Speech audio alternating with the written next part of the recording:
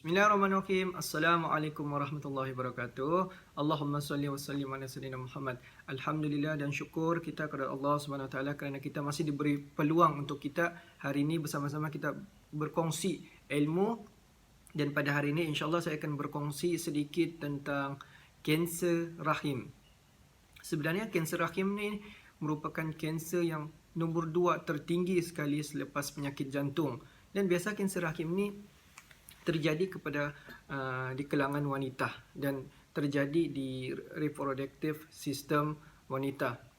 Saya percaya mesti ada sebilangan wanita-wanita yang di luar sana masih tidak ada kesedaran tentang apakah bahaya sebenarnya daripada kanser rahim ni, dan apakah kesan pada diri sendiri dan kesan kepada orang di sekeliling kita. Walaupun kita sedar ataupun tidak, sebenarnya kanser rahim ni adalah pembunuh yang senyap. Saya harap video ini bermanfaat untuk semua golongan-golongan wanita di luar sana, di mana dalam video ini saya akan share, kongsi apakah kanser rahim tu dan macam manakah tahap-tahap kanser dalam kanser rahim tu, dan apakah rawatan-rawatan yang perlu diambil, dan juga apakah pencegahan yang perlu kita buat. Okey, kanser rahim. Kanser rahim ataupun lebih dikenali dalam istilah perubatan uterus. Okey, rahim ni merupakan organ di dalam pembiakan wanita dan merupakan organ yang paling besar dalam peranakan wanita. Ini adalah sedikit gambaran rahim. Dia seperti ini. Dia seperti buah peh.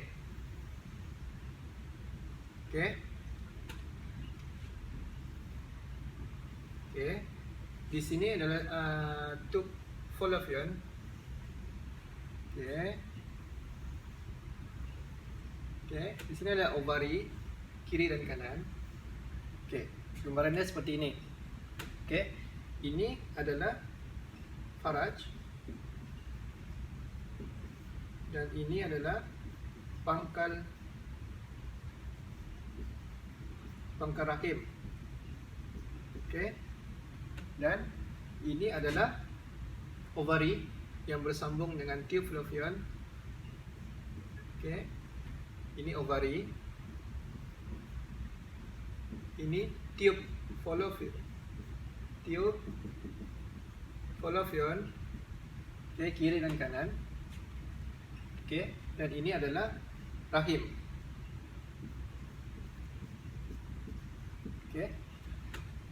Kalau kita tengok di dalamnya, di dalam rahim ni, kalau dari pandangan depan dia seperti ini. Okey. Okey. Di sini ini adalah dipanggil sebagai rongga rahim. Rongga rahim. Okey. Jika berlaku persenyawaan, okey, ovari tadi akan menghasilkan ovum, kan?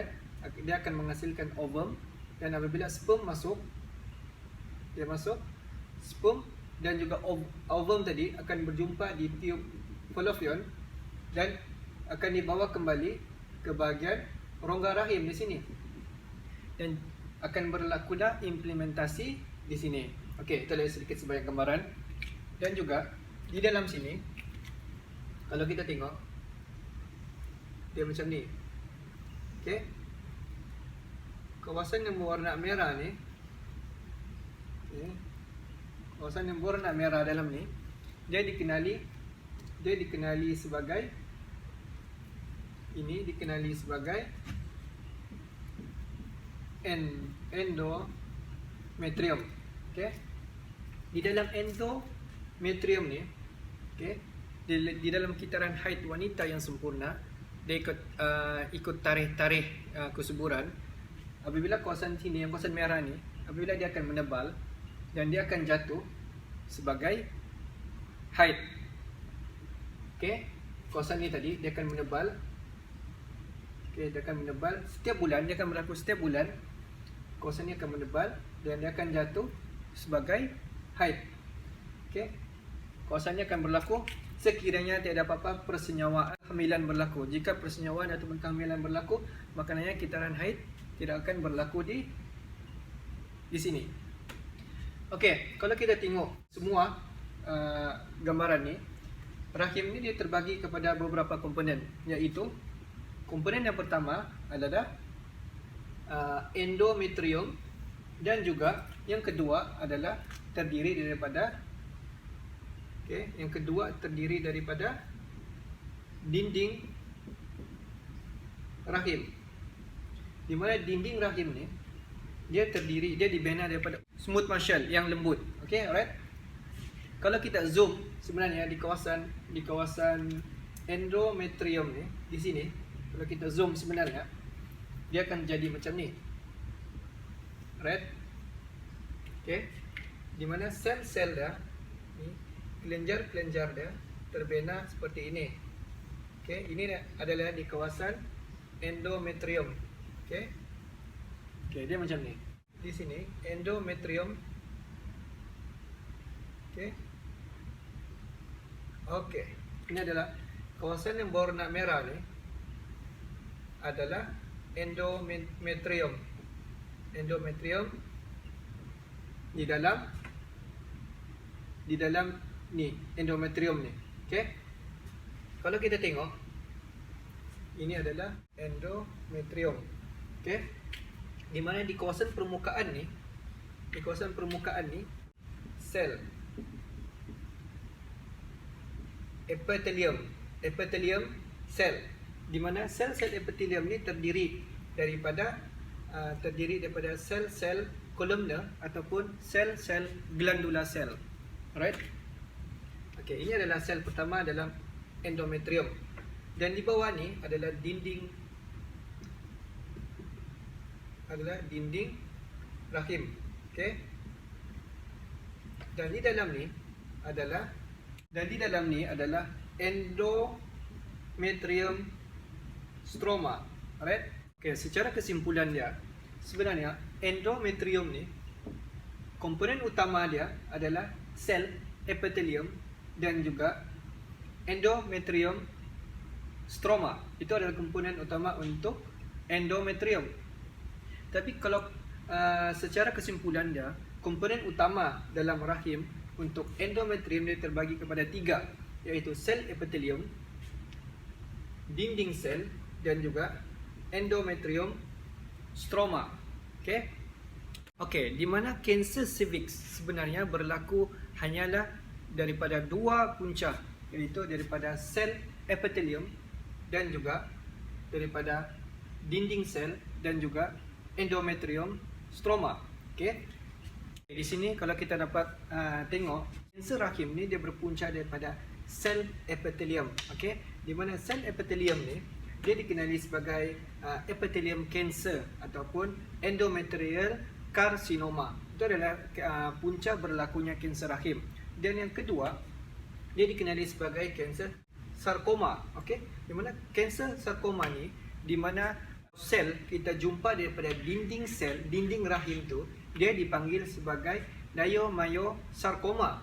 Dan jika sel itu datang daripada endometrium stroma, okey, kanser dikenali sebagai endometrium stroma sarcoma.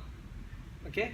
Okey, di mana daripada sel-sel ni sebenarnya telah dibuat classification, di mana sel yang berpunca daripada epithelium, di mana dia dikenali sebagai epithelium cancer ataupun endometrial carcinoma, sebenarnya dia dikenali sebagai kanser endometrial carcinoma. Okey. Kanser daripada sarkoma tadi, daripada dinding sel dan juga endometrium stroma ni, dia dikenali sebagai kumpulan kedua, kanser yang kedua, iaitu uterine sarcoma. Maknanya kanser rahim ni dia terbagi kepada 2 tadi, iaitu endometrium carcinoma dan juga uterine carcinoma. Okey. Kanser endometrium carcinoma ni dia mempunyai 95% daripada kanser pangkal rahim sebenarnya berpunca daripada endometrium carcinoma, dan hanya 5% saja berpunca daripada uterine sarcoma.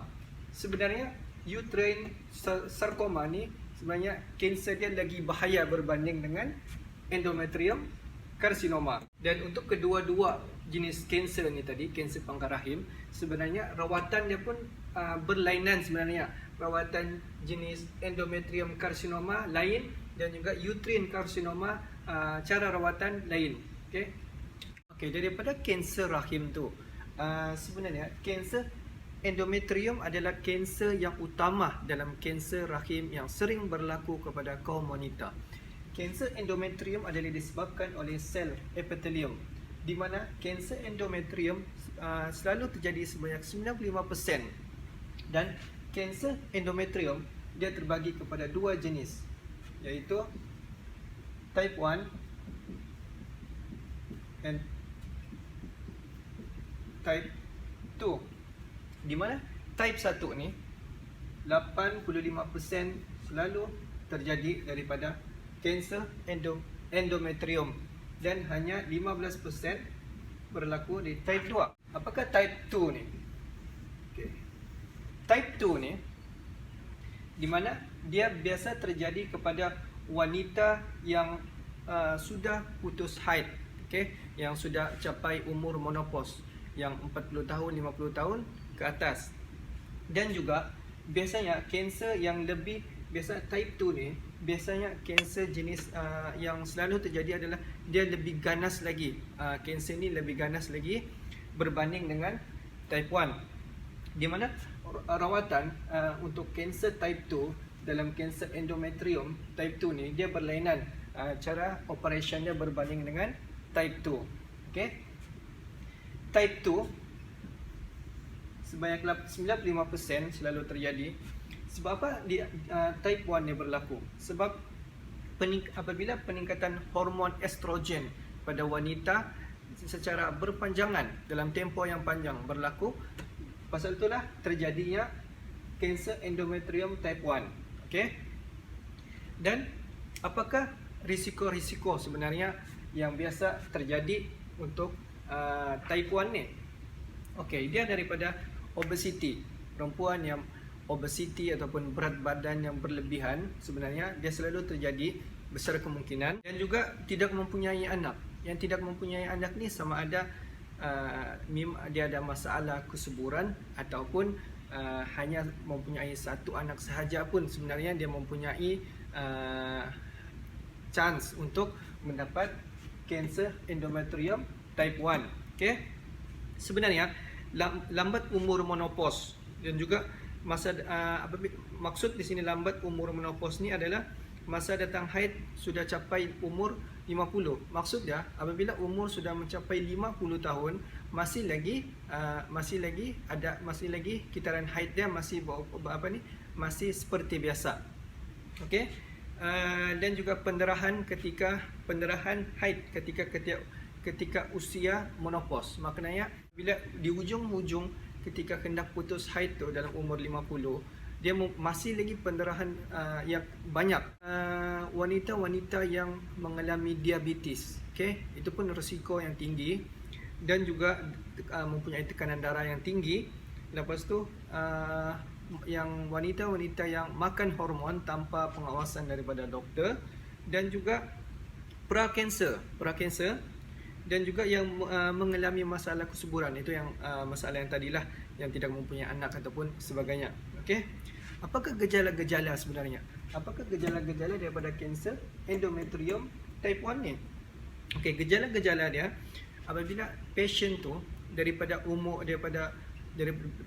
badan dia yang besar, contoh daripada berat badan dia 60, dia cepat menyusut badan dia ataupun kurang berat badan secara mendadak. Daripada 60 dia pergi kepada 40 ataupun 30 macam tu. Lepas tu yang kedua adalah pendarahan haid yang banyak. Ketika dia haid ataupun datang bulan, dia pendarahan yang banyak.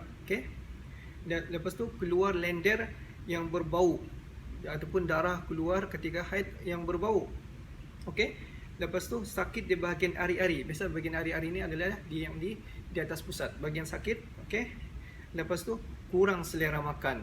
Itu antara gejala-gejala sebenarnya ataupun simptom-simptom yang selalu terjadi kepada pengidap kanser endometrium type 1. bagaimanakah kita untuk kita mengesan yang kita ni penghidap kanser pangkal rahim, ataupun bagaimana didiagnosiskan kanser pangkal rahim ni.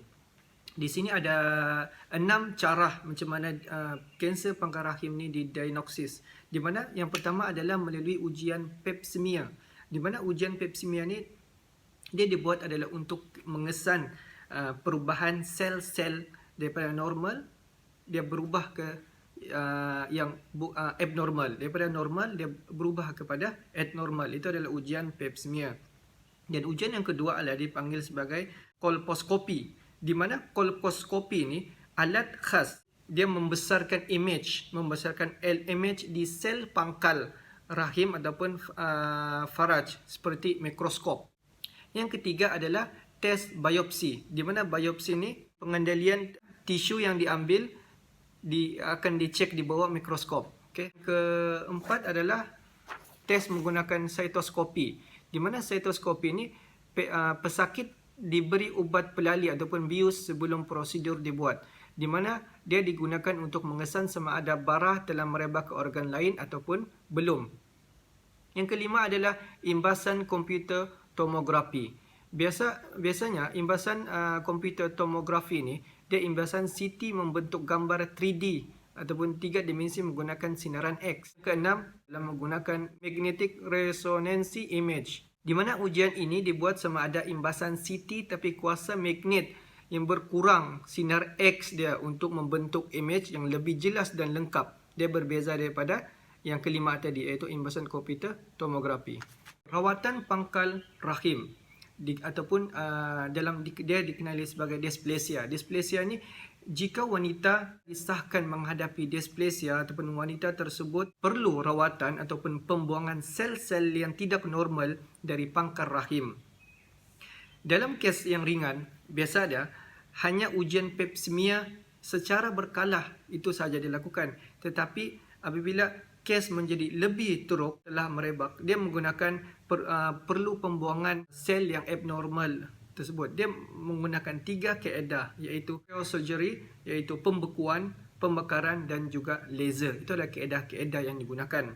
Rawatan bara pangkal rahim dia bergantung kepada saiz dan lokasi ketumbuhan dan tahap rebakan bara tu, tahap kesihatan pasien tu bagaimana. Antara rawatan dia adalah seperti operation, pembedahan akan dijalankan, dan juga radioaktif, dan juga kemoterapi, dan juga rawatan paliatif. Okay, kerajaan sedar bahawa kanser rahim ni merupakan kanser yang kedua tertinggi di Malaysia maupun di negara-negara lain, dan kerajaan telah mengambil satu inisiatif memperkenalkan vaksin ataupun kita kenali sebagai vaksin HPV, Human Papilloma Virus, di mana vaksin ini adalah untuk mengurangkan risiko mendapat pangkal rahim ataupun kita mencegah sehingga 70%.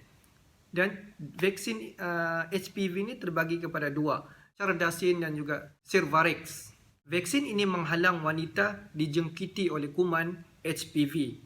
Sebenarnya vaksin ini untuk wanita dari umur 13 tahun dan tidak pernah melakukan hubungan seks. Dan vaksin ini kurang berkesan sebenarnya apabila wanita itu berumur lebih daripada 26 tahun. Saya harap wanita-wanita di luar sana, marilah kita ambil tahu pasal diri kita sebelum perkara menjadi lebih teruk. Okey, apa yang perlu kita buat? Kita seharusnya bagi kaum-kaum wanita, yang pertama sekali, walaupun kita tiada kemungkinan untuk menghidap penyakit parah pangkal rahim, tapi sebaik-baiknya marilah kaum-kaum wanita di sana membuat ujian saringan ataupun pap smear sekurang-kurangnya. Dan bagi ibu bapa yang mempunyai anak 13 tahun di bawah ataupun 13 tahun, sebaik-baiknya mendapat vaksin HPV.